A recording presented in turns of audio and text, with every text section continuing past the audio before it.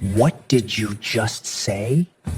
Betty was explaining the symbolism in a contemporary Korean ink painting to Manhattan's wealthiest art collectors when her husband, whose existence she'd hidden for 6 months, materialized behind the drunk real estate developer currently calling her baby, and said in a voice that made the entire gallery fall silent. "What did you say to my wife?"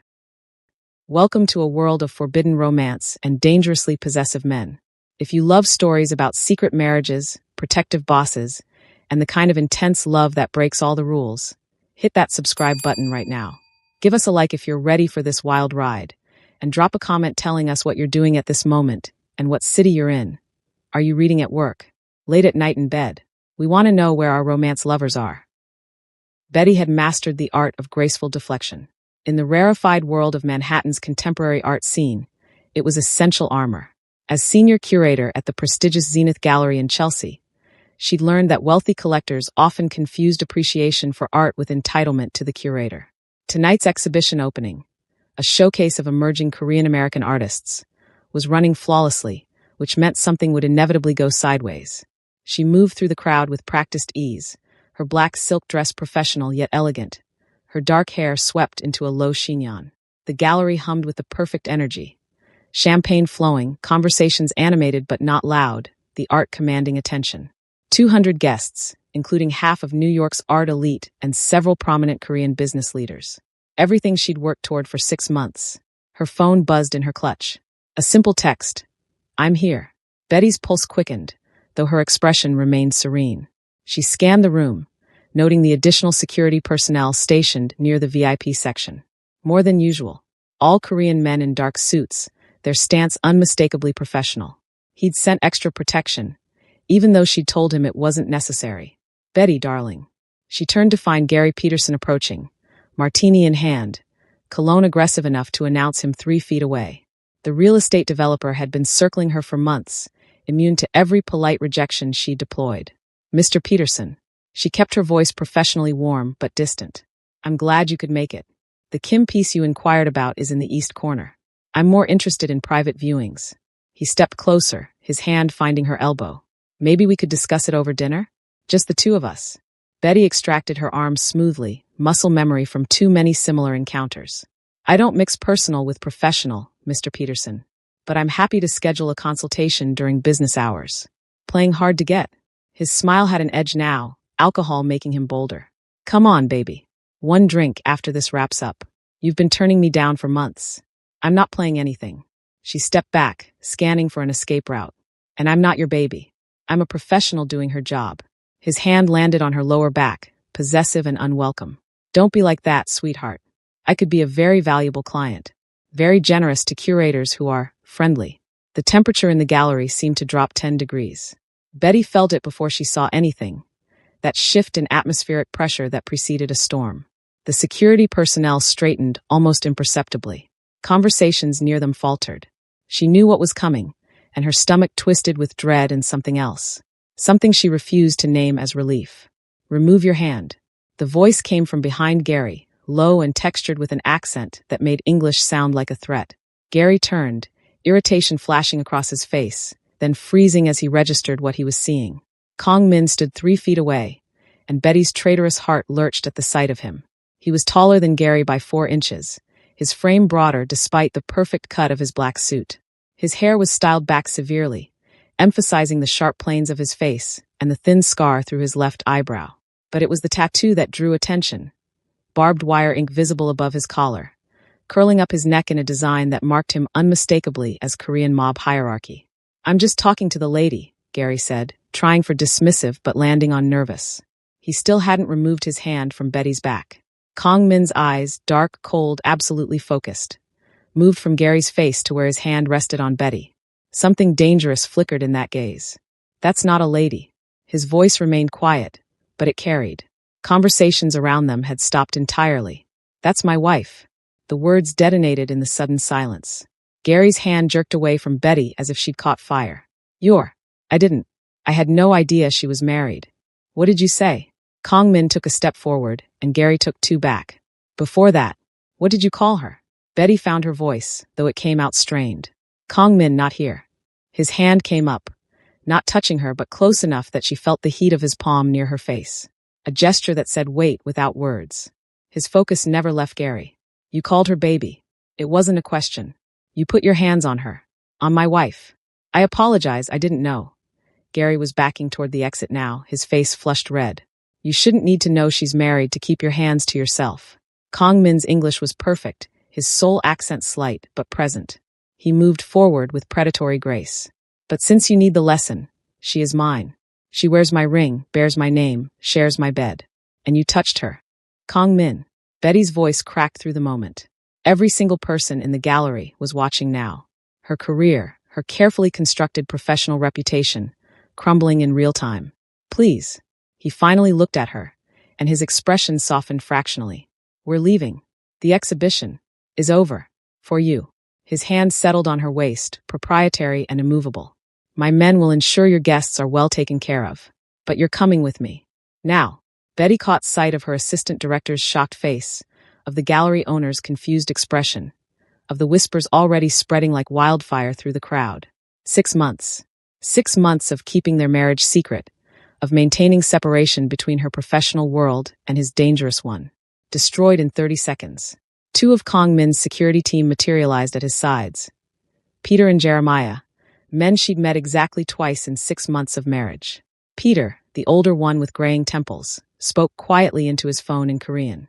Jeremiah positioned himself between them and the gawking crowd. Gary had disappeared entirely, probably out the back exit. Smart man. Mrs. Kong. The gallery owner, Margaret, approached cautiously, her eyes darting between Betty and the obvious security presence. Is everything? Should I be concerned?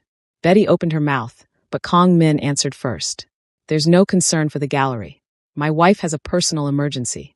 Your event will continue without issue. He nodded to Peter, who immediately pulled out a phone. My people will coordinate with your staff. The evening will be successful. I can speak for myself, Betty said tightly, but Margaret was already nodding, relief evident. Of course she was relieved. Kong Min's family had donated significantly to the gallery's acquisition fund. No one questioned the Kong family in New York's Korean business community. Except most people thought they were legitimate businessmen. Betty will handle everything, Margaret said quickly. Take care of whatever you need to. The dismissal stung worse than the exposure. Betty had worked at Zenith for 4 years, had curated 8 major exhibitions, had built relationships with artists and collectors across 2 continents. And in one moment she'd become Mrs. Kong with a personal emergency. Kong Min's hand pressed more firmly against her waist, steering her toward the gallery entrance. She could feel eyes tracking their movement, could hear the whispers crescendoing behind them. That's Kong Min. I heard his family controls half of Flushing. She married him? Does she know what he? Betty's cheeks burned. This was exactly what she'd feared, exactly why they'd agreed to keep the marriage private. Her world and his world didn't mix. Couldn't mix. The November air hit her like a slap as they exited onto 24th Street. A black Mercedes sedan idled at the curb, illegally parked but unbothered by the traffic cop half a block away. More Korean men in suits flanked the vehicle. Get in. Kong Min opened the rear door. You can't just. Betty. He said her name like a command and a plea simultaneously. Please. Get in the car. Something in his voice made her comply, sliding into the leather interior before she could reconsider. He followed immediately, the door closing with an expensive thunk that sealed them into sudden privacy. The soundproofing was so complete that the city noise vanished entirely. The driver pulled smoothly into traffic. Peter took the front passenger seat. Jeremiah followed in a second vehicle Betty could see through the rear window. Silence filled the space between them, thick and suffocating. Betty stared straight ahead, her hands clenched in her lap. She could feel him watching her, that intense focus she'd fallen for a year ago and had been drowning in ever since. You're angry, he said finally. The laugh that escaped her was sharp and bitter. Angry? You just exposed our marriage to everyone I work with. Everyone in my professional circle. Do you have any idea what you've done? I protected what's mine. I'm not a possession. You are my wife. His voice remained maddeningly calm. That man put his hands on you. Called you baby. What did you expect me to do? Not announce our marriage to 200 art world professionals. She turned to face him now, finding his expression frustratingly controlled. We had an agreement, Kong Min's separate lives. My career, your business. No overlap. That agreement just ended. You don't get to make that decision unilaterally. His jaw tightened, the only sign she was getting through his composure. He touched you. Gary's an idiot, but he's harmless. I was handling it. He called you baby. Each word came out separately, weighted with something dangerous. He thought he could touch you, claim you, like you were available. Like you weren't already mine. I'm not. Betty stopped, pressing her fingers to her temples. This was the circular argument they'd been having for 6 months. The fundamental disconnect between his worldview and hers. You're so obsessed with possession that you can't see you just destroyed the boundaries we set up to protect both of us. Those boundaries were killing us. He reached for her hand, but she pulled away. 6 months, Betty. 6 months of seeing my wife only in secret. Of you removing your ring before work. Of pretending we're not married when anyone asks. It was never going to last. It was lasting fine until you decided to throw a territorial tantrum in the middle of my exhibition. Fine. His control cracked, voice rising for the first time. You think it's been fine? Watching you leave my bed every morning to go back to your apartment? Seeing you at events and not being able to stand next to you? Having my own wife introduce herself with her maiden name? That was the deal we made. I'm changing the deal. Betty stared at him, fury and something else warring in her chest. You can't just change the deal because you don't like it anymore. I just did. He leaned back against the leather seat, and for the first time she saw exhaustion in the set of his shoulders. I'm done hiding you. Done pretending. That man tonight, he's not the first. He won't be the last. Not as long as the world doesn't know you're taken. Taken, she repeated flatly. Like I'm territory. His eyes met hers, dark and unreadable. Like you're precious. Like you're mine to protect. Yes. The Mercedes turned onto FDR Drive, heading uptown. Toward his penthouse. Not toward her apartment in the village. Where are we going? Home. My home is. With me. No room for argument in his tone. It always was. We're done pretending otherwise. Betty's phone buzzed incessantly in her clutch. Text after text, probably from colleagues, artists, Margaret, everyone wanting to know what just happened. She ignored it, staring out the window as Manhattan blurred past in streaks of light and shadow. You can't just kidnap me because you're having feelings, she said finally, her voice hollow. I'm not kidnapping you. I'm taking my wife home. He shifted beside her, and she felt the heat of his proximity. And I always have feelings about you. I just stopped pretending I can control them. Control is your entire personality. Not with you. Never with you. The admission hung between them, raw and uncomfortable. Betty closed her eyes, exhaustion creeping in now that the adrenaline was fading. 6 months of living a double life was catching up with her all at once. She'd met Kong Min at a funeral, his father's best friend, a prominent Korean businessman who'd been one of her gallery's biggest patrons. Traditional ceremony at a beautiful Hanok-style building in Queens. She'd gone to pay respects, to represent Zenith Gallery. He'd been standing apart from the mourners, devastating in a black suit, watching everything with those calculating eyes. Their introduction had been in Korean, her carefully practiced condolence phrases making his eyebrows rise in surprise. Most Korean Americans her age had lost the language, but her grandmother had insisted. Don't forget where you come from, she'd said. Even if Betty had been adopted at 3, even if she didn't know her biological family, she was Korean. That mattered. Kong Min had responded in English, his slight accent making her heart do something stupid. They'd talked about art, about tradition, about belonging to 2 worlds and fitting in neither. 3 weeks later, he'd shown up at her gallery, asked her to dinner. She'd said yes despite every logical brain cell screaming warnings about the rumors surrounding his family's import business. 2 months after that, he'd asked her to marry him. She'd known him less than 3 months total. It was insane, reckless, completely unlike her careful, planned life. She'd said yes anyway. They'd married quietly at the same Hanok where they'd met, just his mother and sister as witnesses. City Hall paperwork the next day. He'd wanted a big traditional wedding, wanted to announce her to his entire organization, his extended family, all of New York's Korean community. She'd panicked, asked for time, for privacy, for a chance to keep her professional reputation separate from his dangerous world. He'd agreed, though she'd seen it cost him. Kong Min was a possessive man by nature, territorial, protective to the point of suffocation. Keeping their marriage secret went against every instinct he had. But he'd done it, for her, and she'd been relieved, grateful even, to keep living her normal life. Sleeping at his penthouse 3 nights a week, going back to her apartment the other 4. Attending events separately. Being just Betty, curator, in all professional settings. It had seemed sustainable. Now, watching the city pass by, she realized how much it must have been killing him. The Mercedes pulled into the underground garage of his building on the Upper East Side. 32 floors of luxury condominiums, his penthouse taking up the entire top level.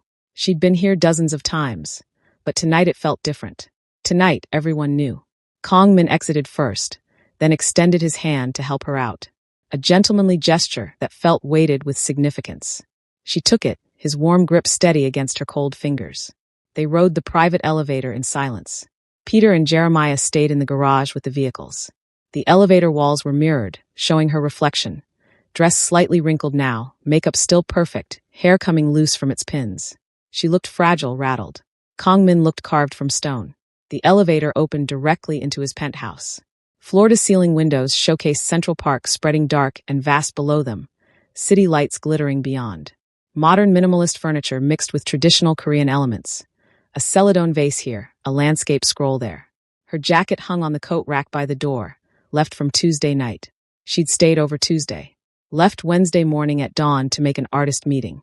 Kissed him goodbye like it was temporary. Everything felt temporary in this arrangement. Maybe that was the problem. Kong Min shrugged off his suit jacket, draping it over a chair. His movements were controlled, deliberate. He loosened his tie, and Betty caught sight of more tattoo ink disappearing beneath his collar. She traced those tattoos with her fingers, with her lips, had learned what each one meant in the hierarchy of his organization.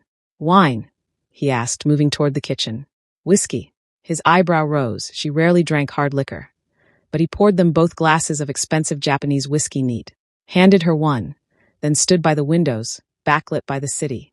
I'm sorry, he said finally, for embarrassing you, for exposing you. I know it's not what you wanted. Betty took a long sip, letting the burn anchor her. But you're not sorry for doing it. No, honest at least. I saw him touching you, calling you baby like he had any right, and something broke. I couldn't. He stopped, jaw working. The only thought in my head was that he needed to know. Everyone needed to know. You're not available. You're not approachable. You're mine. That's caveman logic. Maybe. He turned to face her fully. But I'm done apologizing for what I am, Betty. I'm done pretending I'm civilized when it comes to you. I'm possessive. I'm territorial. I don't share. And I sure as hell don't stand by watching other men put their hands on my wife. Even if it costs me my career, your career will survive. You're brilliant at what you do.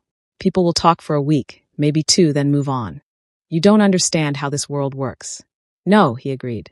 But I understand how my world works. And in my world, you're now visible. Which means you're a target. The words landed like ice water. Betty set down her glass carefully, fingers suddenly unsteady. What do you mean a target? Kong Min drained his whiskey, then poured another. His back was to her, shoulders tight beneath the white dress shirt. There are people who would use you against me, who would see you as leverage. That's why I wanted to keep you hidden, keep you safe. But you just announced our marriage to half of Manhattan's art world. Because keeping you hidden wasn't working. He turned, and the expression on his face made her breath catch. The people I'm worried about, they already knew, Betty. Have known for months. Keeping it secret from your colleagues didn't protect you. It just kept you isolated, vulnerable. You said you wanted privacy because of my career. I lied. The admission was flat, unapologetic. I wanted privacy because I'm selfish. Because having you was enough, and sharing you with the world felt impossible. But then I started getting reports. People watching you, following you from your apartment. Cars that showed up too often near the gallery. Betty's pulse accelerated.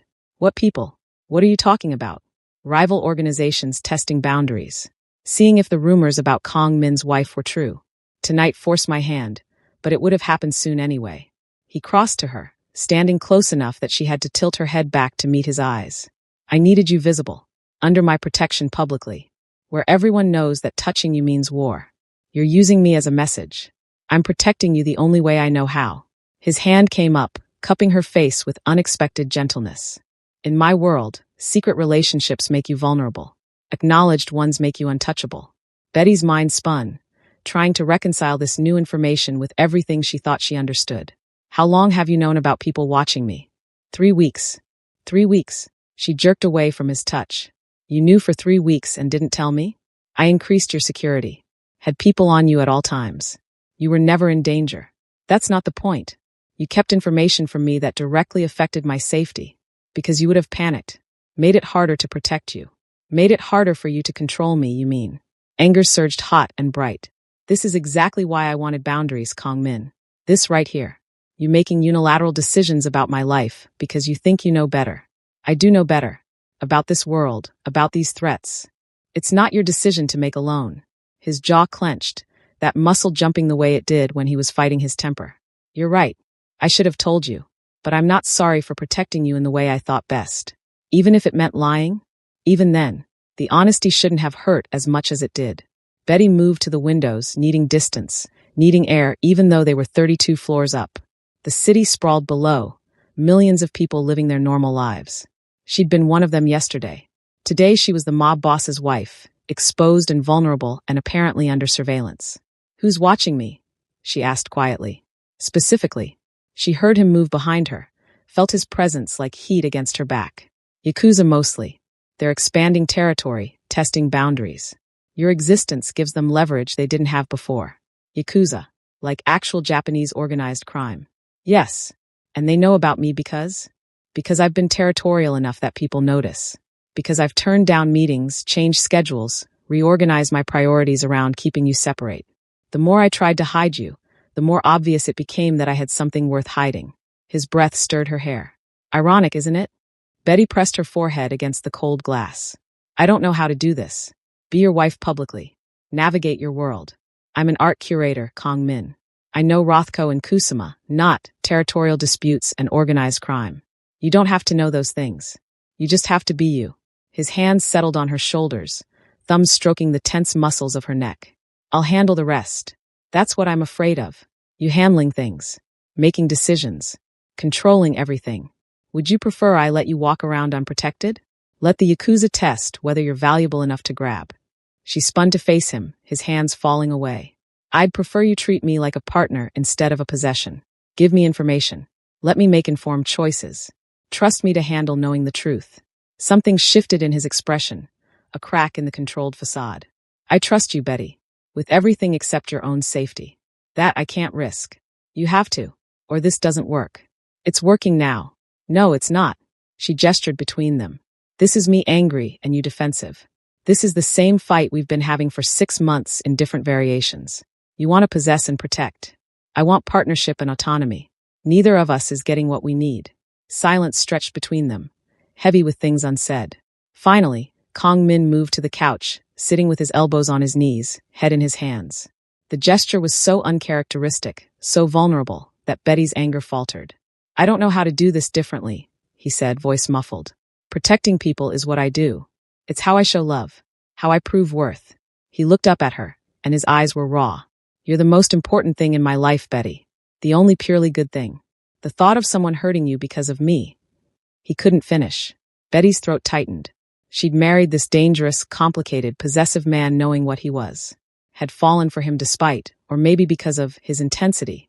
But love and compatibility weren't the same thing. I don't need you to protect me from everything, she said softly. I need you to be honest with me, to let me in, to trust that I'm strong enough to handle your world.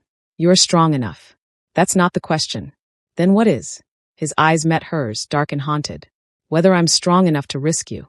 The vulnerability in his voice cracked something open in Betty's chest. She crossed to the couch, sitting beside him but not touching. The space between them felt vast and intimate simultaneously. You already risk me, she said. Every day I'm married to you, I'm at risk. Hiding it didn't change that. You just said so yourself. I know. His hands clenched into fists on his thighs. Logically, I know. But logic and feeling are different things.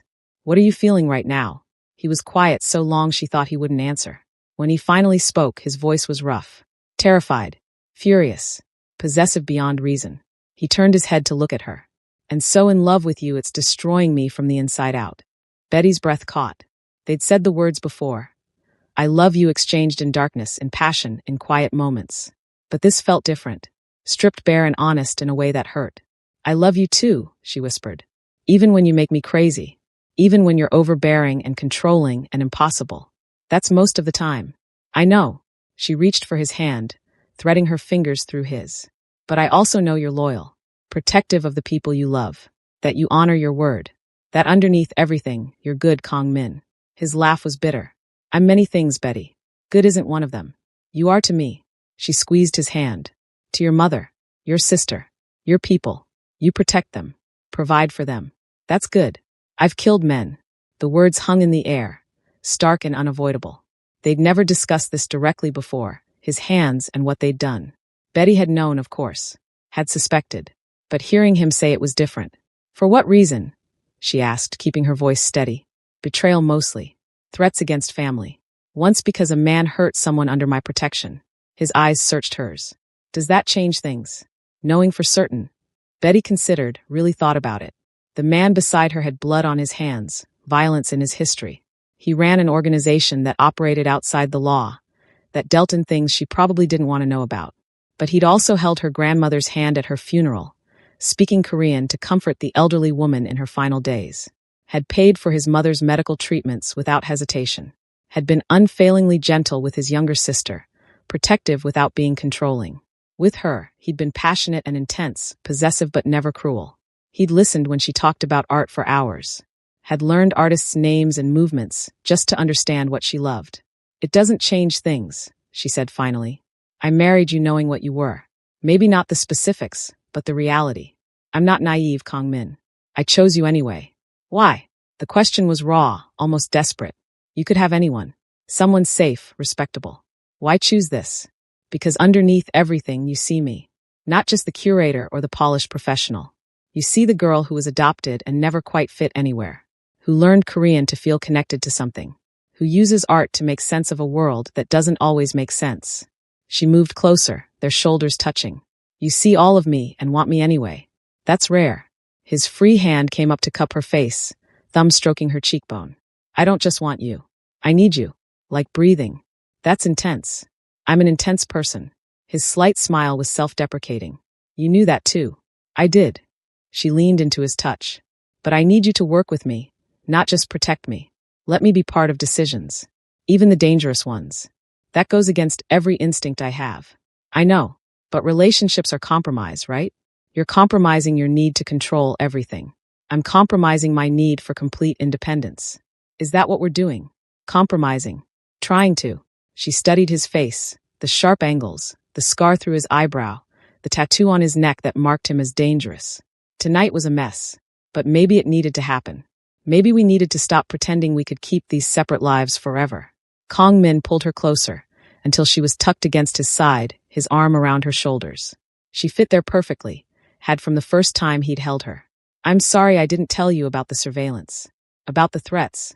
You're right, you deserve to know. Thank you. She rested her head against his shoulder. And I'm sorry I've been so resistant to integrating our lives. I was scared of losing myself in your world. You could never lose yourself. You're too strong for that. They sat in silence for a while, the city glittering beyond the windows. Betty felt exhaustion pulling at her, the emotional whiplash of the evening catching up. Her phone had stopped buzzing finally, probably because it died. What happens now? She asked. Practically speaking. Now, Kong Min's hand stroked her arm, soothing. Now you move in here permanently. We stop maintaining your apartment. You wear your ring always. I introduce you properly to my organization, my family. You become publicly and obviously mine. That's a lot of change very fast. We've been married 6 months. This should have happened 6 months ago. Your mother is going to have opinions. My mother will be thrilled. She's been asking when she gets to meet you properly since the wedding. He pressed a kiss to the top of her head. Linda too. She's excited to have a sister. Betty smiled despite everything. She'd met his mother and sister exactly once, briefly, at the wedding ceremony. I barely speak enough Korean for a proper introduction. Your Korean is beautiful, and they'll love you regardless. His voice held certainty. How could they not? Because I'm American. Because I'm not traditional.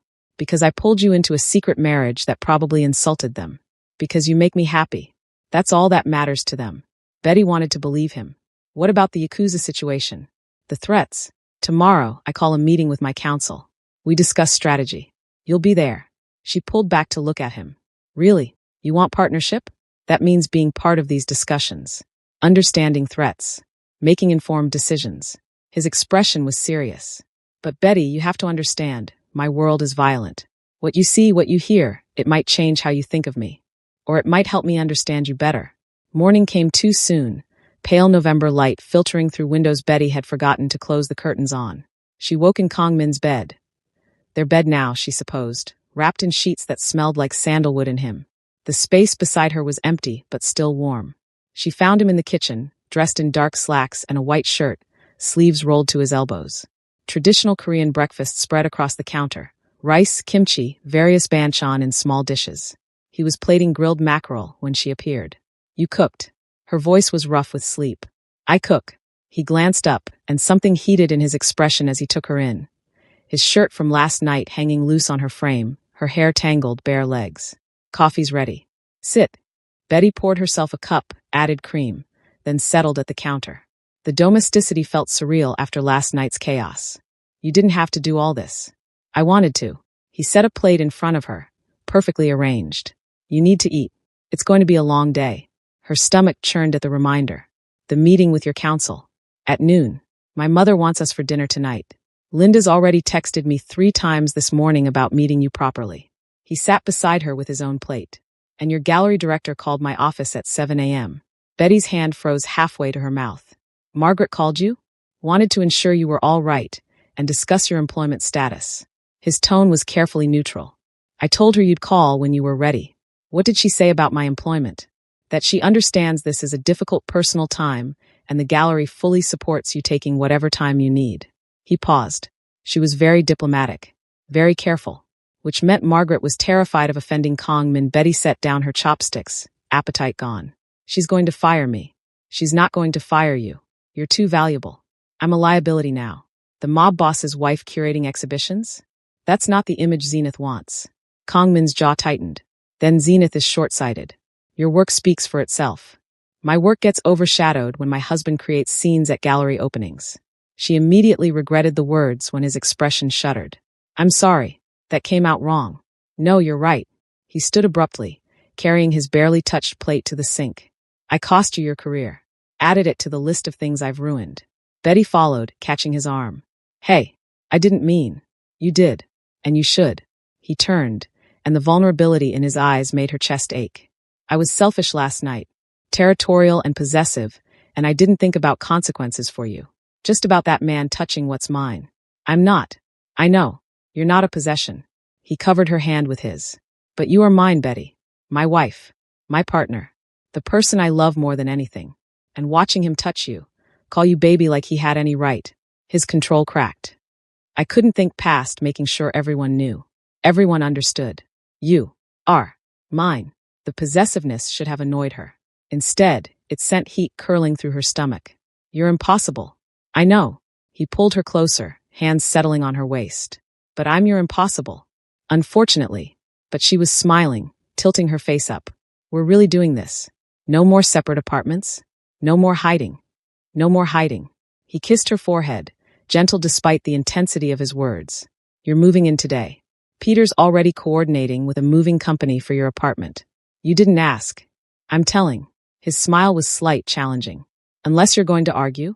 Betty considered, then shook her head. "No point. You've decided."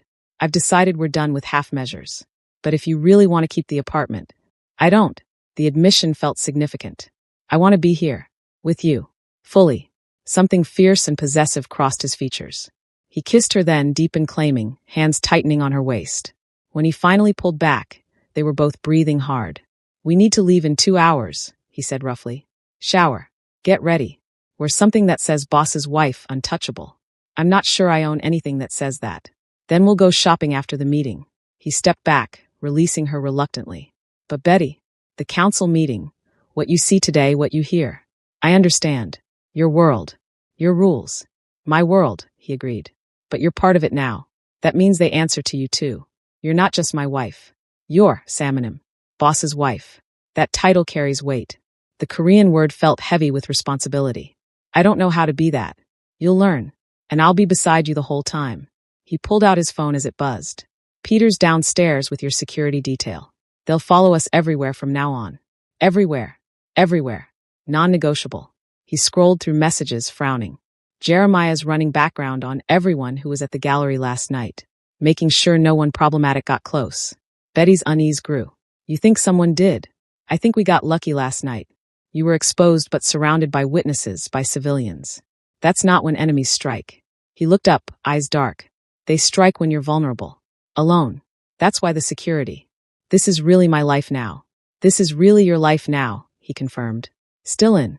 Betty thought about her apartment in the village, small and safe and hers. About gallery openings where she was just a curator. About the careful, controlled life she'd built where everything made sense and nothing was dangerous. Then she thought about the man in front of her, dangerous, complicated, impossibly possessive, who looked at her like she was everything, who cooked her breakfast and called her with pride, who would burn down the world to keep her safe. Still in, she said. But Kong Min, I need one thing from you. Anything. Honesty. Complete honesty. No more protecting me from information. If there are threats, I need to know. If decisions affect us, we make them together. She held his gaze. Can you do that? He was quiet, clearly struggling. Finally, I'll try. It goes against every instinct, but I'll try. That's all I ask. The social club in Flushing looked unassuming from the outside. A modest two-story building wedged between a Korean barbecue restaurant and a karaoke bar. Inside was a different world. Traditional Korean decor mixed with modern security systems. Cameras in every corner. Men in suits stationed at strategic points.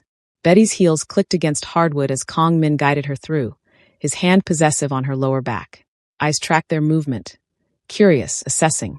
She kept her spine straight, chin up, channeling every ounce of professional confidence she'd ever possessed. The conference room on the second floor was all dark wood and leather chairs. 8 men were already seated around the table, ranging from their 30s to 70s. They stood as Kong Min entered, bowing with varying degrees of respect. Gentlemen, Kong Min said in Korean, his tone commanding. My wife, Betty. Betty bowed properly, the greeting her grandmother had drilled into her. Hello. Pleased to meet you. Surprise rippled through the room. They hadn't expected her to speak Korean. An older man at the head of the table, silver-haired, sharp-eyed, studied her with unconcealed interest. Roosevelt Kong. He introduced himself in English. Kong Min's uncle. We've heard much about you. The pause before much was deliberate. Betty met his gaze steadily. I imagine you have. Especially after last night. Last night was dramatic. Roosevelt's tone was neutral, but his eyes were cold. Not typical of my nephew to be so public. It was necessary, Kong Min said flatly, pulling out a chair for Betty before taking his own seat at the table's head. Betty is no longer a secret. That changes things. It changes many things, another man said. Younger, maybe 40, with a scar across his jaw. Makes her visible. Vulnerable. Makes her protected, Kong Min corrected. Attacking her means war. Everyone needs to understand that. The Yakuza already understand, Roosevelt said. They've been testing boundaries for weeks. Your attachment became obvious despite your attempts at discretion. Betty felt Kong Min tense beside her, but kept her own expression neutral. What kind of testing? Roosevelt's eyebrow rose. Direct, isn't she? She's my wife. She has the right to ask questions. Kong Min's tone brooked no argument. Answer her. Surveillance primarily, Roosevelt said, switching to Korean, probably testing if she'd understand. Vehicles following her from work. Photos taken outside her apartment. One attempted approach in a coffee shop, intercepted by our people. Betty's stomach clenched, but she kept her voice steady, responding in Korean. When was the coffee shop incident? 2 weeks ago. She looked at Kong Min, whose jaw was tight. You said 3 weeks. You said I was never in danger. You weren't. We had 5 people on you. The approach was stopped before contact. But there was an attempt. She turned back to Roosevelt, still speaking Korean. What did they want? Confirmation you were his wife. Leverage assessment. Roosevelt looked almost impressed now. Your Korean is better than expected. My grandmother insisted. Betty folded her hands on the table, projecting calm she didn't feel. So the Yakuza know about me. What's their play? Uncertain, another council member said. Peter's father, Betty realized. They're expanding territory in Queens, challenging our businesses. A boss's wife is potential leverage, but also a declaration of war target. They're weighing options. We need to remove the uncertainty, Kong Min said. Make it clear Betty is untouchable. That any move against her brings full retaliation. By making her public, you've done that, Roosevelt said. But you've also made her an irresistible target. Every enemy now knows exactly how to hurt you. The words hung heavy. Betty felt the weight of every eye in the room, assessing whether she was weakness or strength, liability or asset. I have an idea, she said quietly. Kong Min turned to her. Betty, hear me out. She addressed the table, forcing herself to sound confident. They're watching me, testing boundaries. So let's give them something to watch. I have a gallery exhibition scheduled in 2 weeks, Korean contemporary artists, high profile. What if we use it as a trap? Silence. Then Roosevelt laughed, sharp and surprised. You want to bait the Yakuza with an art show? I want to bait them with me. Public event, controlled environment, everyone expecting me to be there. We can control variables, have security in place. If they're going to make a move, better on our terms than theirs. Absolutely not. Kong Min's voice was flat. You're not bait. I'm already bait. I became bait the moment we married. She turned to face him. This way we choose the time and place. We're prepared. It's smarter than waiting for them to choose. It's too dangerous. Everything is dangerous now. She kept her voice level despite her racing heart. At least this way, I'm not just waiting to be a victim. I'm participating in my own protection. Roosevelt was watching their exchange with interest. She has a point. Reactive defense is weaker than proactive offense. You're seriously considering this? Kong Min looked around the table in disbelief. I'm considering, Roosevelt said carefully, that your wife is smarter than you gave her credit for, and that a public trap, properly executed, could solve multiple problems. Draws the Yakuza out, demonstrates our strength, shows that threats against family have consequences, and puts Betty directly in harm's way. I'm already in harm's way, Betty repeated. This just gives us control. Kong Min's hands clenched on the armrests. She could see him warring between logic and instinct, between strategic advantage and protective fury. Finally, he turned to her, voice low and dangerous. If we do this, if you follow every security protocol, you don't deviate, you don't improvise, you trust the people protecting you. Understood. Understood. And if anything feels wrong, we abort. No heroics. No heroics, she agreed.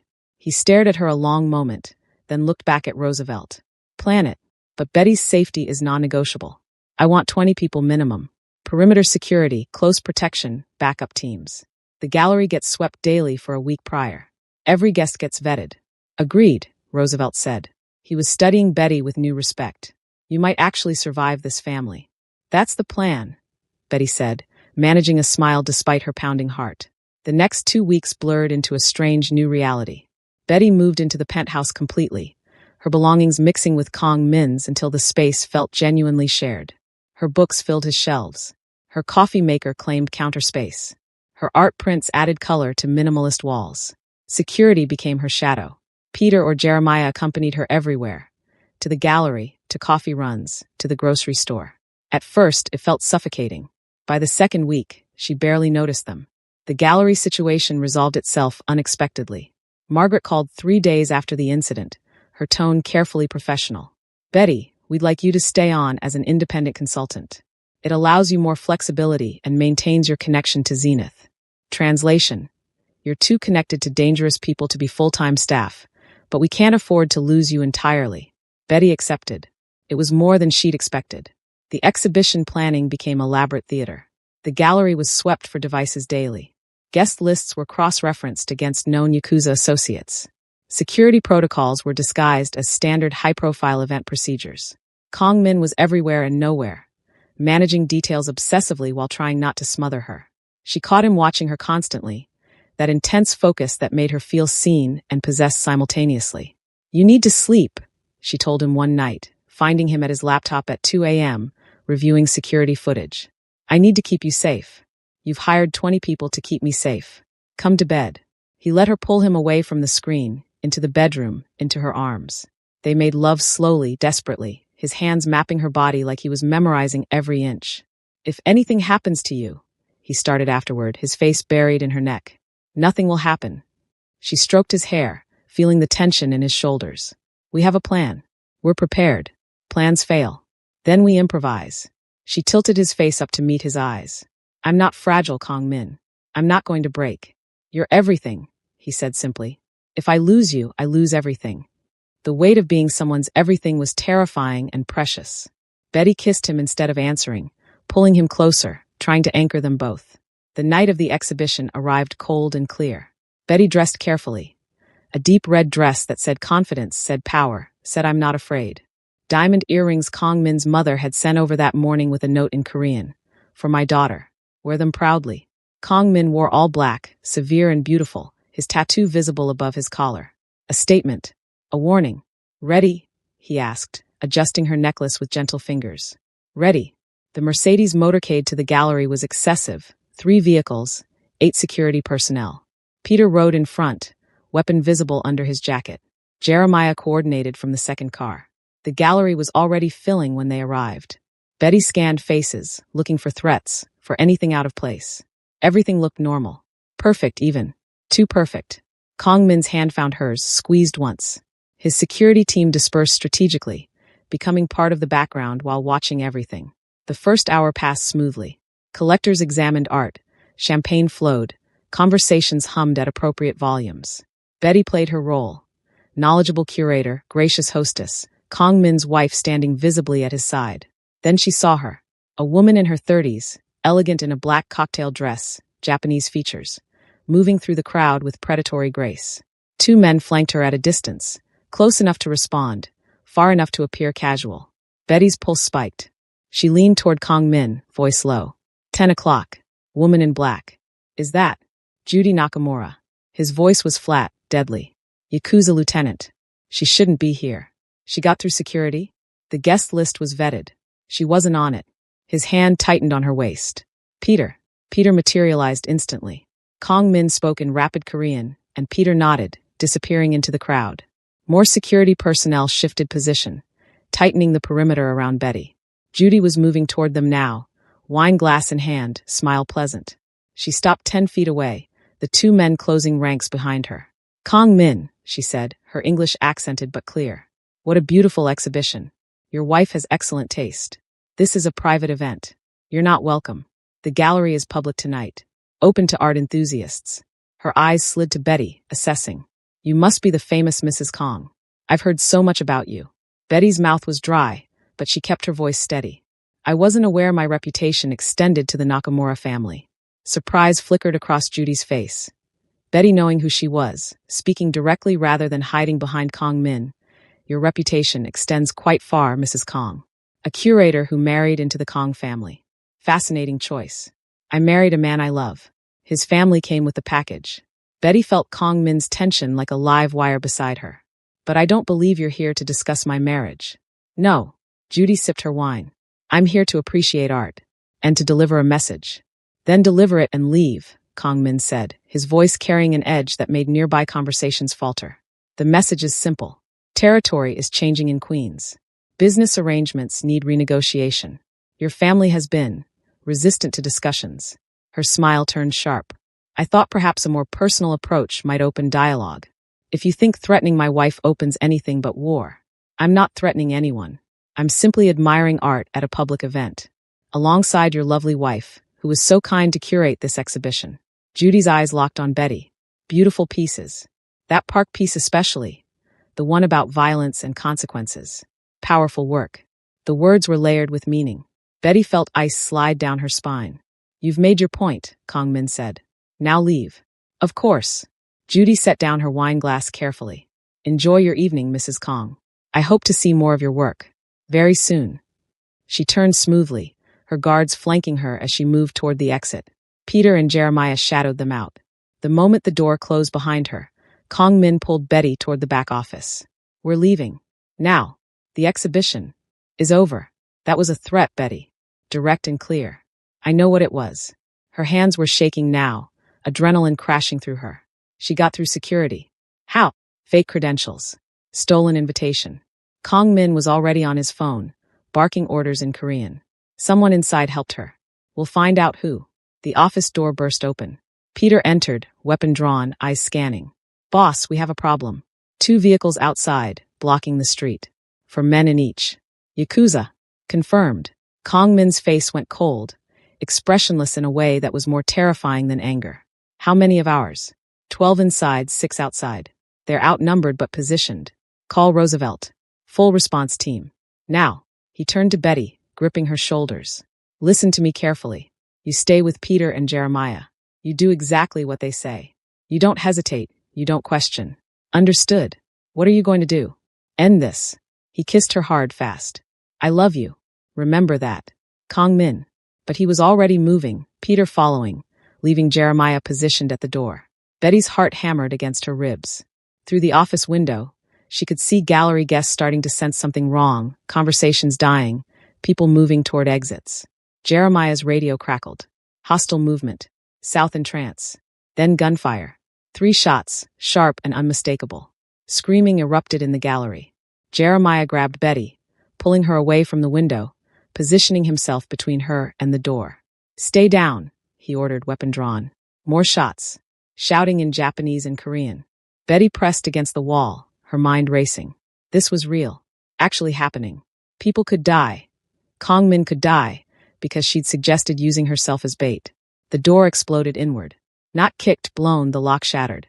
One of Judy's men entered, gun raised. Jeremiah fired twice. The man went down. Another appeared in the doorway.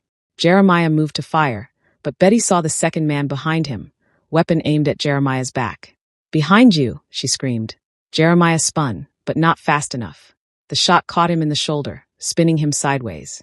Betty grabbed the heavy glass sculpture from the desk, a piece by one of her artists, solid and weighted, and threw it with all her strength. It hit the second man in the face. He stumbled backward, blood streaming. Jeremiah fired from the ground, and the man dropped. "Go," Jeremiah gasped, clutching his shoulder. "Back exit. Now." Betty hesitated only a second, then ran. Through the back hallway, past storage rooms, toward the emergency exit she'd walked 100 times. Behind her, more gunfire, more shouting, the building's alarm shrieking. She burst through the exit into the alley. Cold air hit her lungs. A black Mercedes was already there, Peter at the wheel, passenger door open. "Get in." Betty dove into the car. Peter peeled out before she'd even closed the door, tires screaming against asphalt. Through the rear window, she saw figures emerging from the building.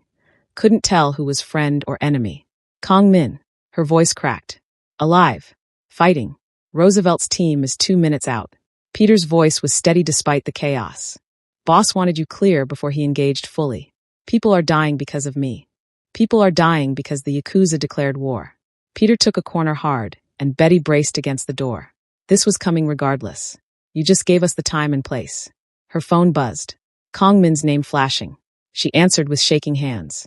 "Betty." His voice was rough, strained. "You're clear. I'm with Peter. Are you hurt?" "Nothing serious." Gunfire crackled in the background. "Stay with Peter. He's taking you to my mother's house in Fort Lee. You'll be safe there." "What about you?" "I'm finishing this." His voice turned deadly soft. "They came into your gallery. Threatened you in front of me. Shot my people. They don't get to walk away from that.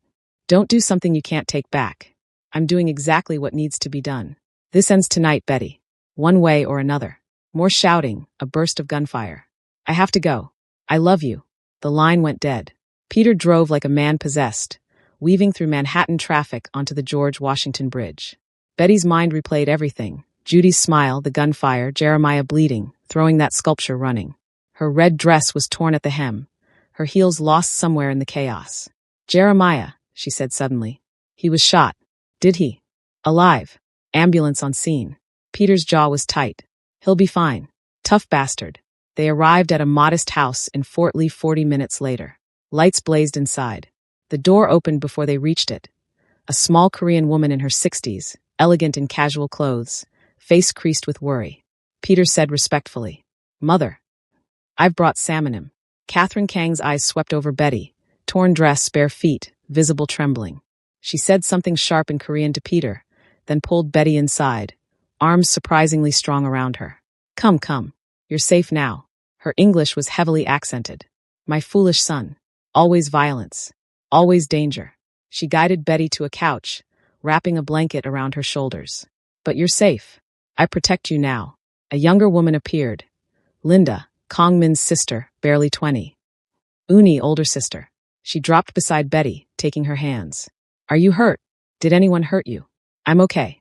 I'm not hurt." Betty's voice sounded distant to her own ears. "But Kong Min is handling business." Catherine pressed a cup of tea into her hands. "Drink. Breathe. He will come home. He always comes home." Betty drank mechanically, the tea burning her throat. Catherine sat beside her, one arm around her shoulders, murmuring in Korean. Half prayer, half comfort. Linda held her hand, young face fierce with determination. An hour passed. Then 2. No calls, no updates. Just waiting. Finally, at nearly 2 a.m., headlights swept through the window. Catherine was at the door instantly. Kong Min entered, and Betty's heart lurched. He was covered in blood. His shirt torn, face cut, knuckles split. but alive, moving. His eyes found hers immediately across the room. Betty. She was off the couch and across the room before conscious thought, throwing herself into his arms despite the blood, despite everything. He caught her, held her so tight she couldn't breathe. "You're alive," she sobbed against his chest. "You're alive. Always," he said roughly. "I'll always come back to you."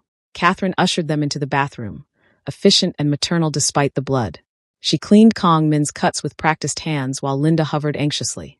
Betty sat on the edge of the tub, unable to look away from him. "It's over," he said quietly, wincing as his mother dabbed antiseptic on the cut above his eye. "Judy and her team. Dealt with. Dealt with." Betty's voice was hollow. "Dead." He met her eyes steadily. "All of them. The Yakuza leadership is calling for negotiations. They want peace."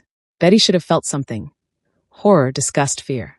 Instead, she felt only exhausted relief. "And our people?" "Jeremiah's in surgery but stable. 2 others injured, non-critical. No casualties on our side." His jaw tightened. 6 civilians injured in the panic. "None seriously, but that's on me. I suggested the trap. That's on the Yakuza for starting a war." He caught her hand despite his mother's tutaying. "You didn't pull triggers, Betty. They did." Catherine said something sharp in Korean. Kong Min responded, and they argued briefly before she threw up her hands and left, Linda trailing behind with a final worried glance at Betty. Alone, the bathroom suddenly felt too small. "You killed people tonight," Betty said. "Not a question." "Yes." No hesitation, no softening. "I told you what I am. This is that reality." "I know." She moved closer, taking the antiseptic and bandages from where his mother had left them. "Let me." He sat still as she finished cleaning his wounds, cataloging the damage. Split knuckles, bruised ribs visible through his torn shirt that cut above his eye. Evidence of violence, of the man he was when protecting what was his. "Are you afraid of me now?" he asked quietly. Betty considered the question seriously. She'd seen him shoot a man tonight. Not directly, but she'd heard it, knew what he'd done. He'd killed multiple people, ended lives without hesitation. "No," she said finally, applying a bandage to his eyebrow. "I'm not afraid of you. I'm afraid of losing you. There's a difference. You might still lose me. This life doesn't come with guarantees. No life does."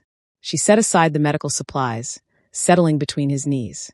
"But I'd rather have uncertain years with you than safe decades with someone else." His arms came around her, pulling her close. They sat like that for a long moment, breathing together, letting the adrenaline slowly fade. 3 months, Kong Min said eventually. "I want you to take 3 months away from anything dangerous. Let things settle. Let the peace with the Yakuza solidify. Stay home, stay safe. I'm not hiding for 3 months. Not hiding. Just being careful." His hand stroked her back. "Please, Betty. For me. I need to know you're safe while I rebuild security protocols." She wanted to argue, but exhaustion was pulling at her. "Okay, 3 months. But then we figure out how I live in your world without being locked away. Deal." 3 months later, Betty stood in the same penthouse, but everything had changed. The city spread below her in early March sunshine, winter finally releasing its grip. She pressed a hand to her stomach, still flat, but not for long. The pregnancy test had appeared positive a week ago. She hadn't told him yet, waiting for the right moment. Kong Min entered the penthouse, home early from a meeting. His face had healed completely, no visible scars from that night. But something had changed in him too, a heaviness, an awareness of mortality he hadn't carried before. "You're home early," she said. "Missed you." He kissed her, and she tasted coffee and something sweet. "How was your day?" "Productive. Margaret wants me to curate a summer exhibition." I said yes. "Good. You've been restless." He studied her face. "What's wrong?" "Nothing's wrong." She took his hand, guided it to her stomach. "Something's very right, actually." Confusion, then understanding, then shock rippled across his features. "Betty, I'm pregnant. About 6 weeks." He froze completely, hand splayed across her stomach. Then in Korean. "Really? Really?" She covered his hand with hers. "We're having a baby." The tears surprised her, sliding down his face unchecked as he dropped to his knees, pressing his forehead against her stomach. "My baby. Mine. Ours," she corrected, stroking his hair. "We're going to be parents." He looked up at her, face wet, expression raw with emotion. "I don't know how to do this. Be a father. Keep both of you safe in this world. We'll figure it out. Together." She pulled him up into her arms. "Like we've figured out everything else. I love you." He kissed her desperately. Both of you. So much it terrifies me. I love you too. Even when you're terrifying. They stood like that, wrapped in each other, until his phone buzzed. Work. Always work. But this time he ignored it, choosing her. Choosing them. 6 months after the gallery incident, they attended a new exhibition opening. Same gallery, different world. Betty moved through the crowd confidently, visibly pregnant now at 4 months, wedding ring prominent, Kong Min's hand possessive on her waist. She saw people whisper, recognized the mix of fascination and fear in their eyes. The mob boss's wife, the curator who'd survived a shootout, the woman who'd chosen danger over safety. A young collector approached, clearly interested in discussing a piece. He opened his mouth. Baby, I was thinking. Kong Min's hand tightened warningly on her waist. The collector's eyes went wide, registering his mistake, backing away with stammered apologies. Betty bit back a smile. You're impossible. I'm yours, he corrected. There's a difference. His hand moved to her stomach, protective and possessive. And you're mine. Both of you. Forever. Forever, she agreed, leaning into him. I wouldn't have it any other way. 2 years later, Betty stood in her own gallery. A gift from Kong Min, though she'd insisted on earning every piece through her own curation. Their daughter, Minseo, was asleep in her father's arms as he stood guard near the entrance, watching his wife work the room with the same possessive intensity as always. A young male artist approached Betty to discuss his work. Before he could speak, Kong Min materialized beside her, baby still sleeping peacefully against his chest. Can I help you? His tone was polite. His eyes were not.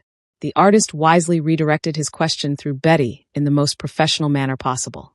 Later, in the car ride home, Betty laughed. You scared that poor boy half to death. He was standing too close. Kong Min adjusted their sleeping daughter carefully. Minseo needs to learn early. Her mother is mine. Our daughter is 2 weeks old. I don't think she's taking notes on territorial behavior. Never too early to learn. He reached for Betty's hand, brought it to his lips. You're mine. She's mine. This life is mine. I don't apologize for protecting what's precious. Betty looked at her husband, dangerous, possessive, impossibly hers, and their perfect daughter sleeping peacefully despite her father's violent world. We're yours, she agreed softly. Always. And she meant it. Want more forbidden romances with possessive alphas who'll burn the world down for their women? Subscribe now and never miss a story. Drop a comment telling us, Team Possessive Boss or Team Secret Marriage. We read every single one.